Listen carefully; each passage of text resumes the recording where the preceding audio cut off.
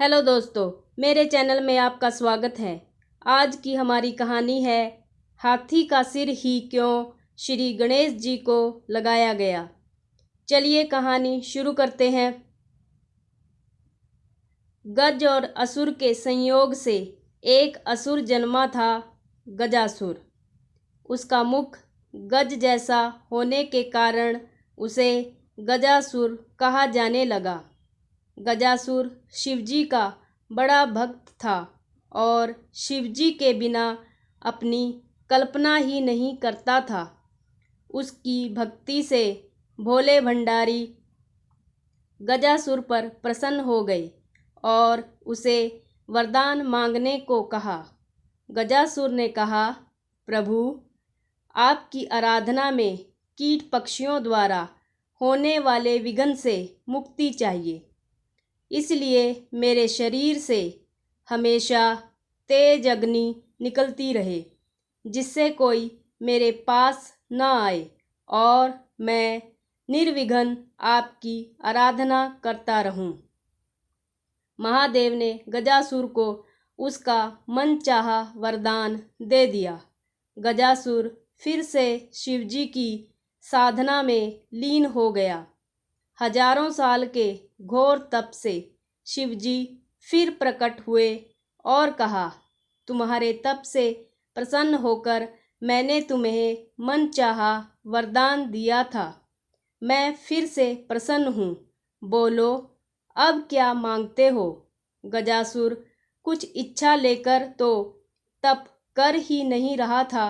उसे तो शिव आराधना के सिवा और कोई काम पसंद नहीं था। लेकिन प्रभु ने कहा कि वरदान मांगो, तो वह सोचने लगा। गजासुर ने कहा, वैसे तो मैंने कुछ इच्छा रखकर तप नहीं किया, लेकिन आप कुछ देना चाहते हैं तो आप कैलाश छोड़कर मेरे उदर पेट में ही निवास करें। भोले भंडारी गजासुर के पेट में समा गए। माता पार्वती ने उन्हें खोजना शुरू किया, लेकिन भोलेनाथ कहीं मिले ही नहीं। माता पार्वती ने विष्णु जी का स्मरण कर शिवजी का पता लगाने को कहा। श्री हरि ने कहा, बहन, आप दुखी न हो। भोले भंडारी से कोई कुछ भी मांग ले तो वे दे देते हैं।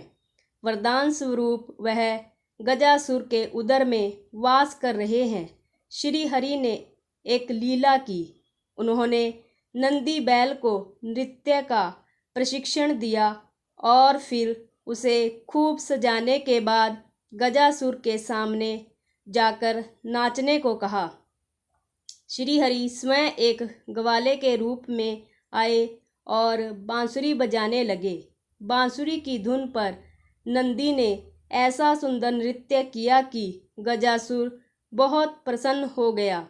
उसने ग्वाला वेशधारी श्रीहरि से कहा, मैं तुम पर प्रसन्न हूँ। इतने साल की साधना से मुझ में वैराग्य आ गया था। तुम दोनों ने मेरा मनोरंजन किया है। कोई वरदान मांग लो। श्री हरि ने कहा, आप तो परम शिव भक्त हैं। शिवजी की कृपा से ऐसी कोई चीज नहीं जो आप हमें न दे सकें, किंतु मांगते हुए संकोच होता है कि कहीं आप मना न कर दें। श्री हरि की तारीफ से गजासुर स्वयं को ईश्वर तुल्य ही समझने लगा था। उसने कहा, तुम मुझे साक्षात शिव समझ सकते हो। मेरे लिए संसार में कुछ भी असंभव नहीं। तुम्हें मनचाहा वरदान देने का वचन देता हूँ। श्री हरि ने फिर कहा, आप अपने वचन से पीछे तो नहीं हटेंगे। गजासुर ने धर्म को साक्षी रखकर हामी भरी तो श्री हरि ने उससे शिवजी को अपने उदर से मुक्त करने का वरदान मांगा। गजासुर वचनबद्ध था। वह समझ गया कि उसके पेट में बसे शिवजी का रहस्य जानने वाला यह कोई साधारण ग्वाला नहीं है। जरूर स्वयं भगवान विष्णु आए हैं। उसने शिवजी को मुक्त किया और शिवजी से एक आखिरी वरदान मांगा। उसने कहा, प्रभु, आपको उदर में लेने के पीछे किसी का अहित करने की मेरी कोई मंशा नहीं थी। मैं तो बस इतना चाहता था कि आपके साथ मुझे भी स्मरण किया जाए। शरीर से आपका त्याग करने के बाद जीवन का कोई मोल नहीं रहा। इसलिए प्रभु, मुझे वरदान दीजिए कि मेरे शरीर का कोई अंश हमेशा आपके साथ पूजित हो। शिवजी ने उसे वह वरदान दे दिया। श्री हरि ने कहा, गजासुर, तुम्हारी शिव भक्ति अद्भुत है। शिव आराधना में लगे रहो। समय आने पर तुम्हें ऐसा सम्मान मिलेगा जिसकी तुमने कल्पना भी नहीं की होगी।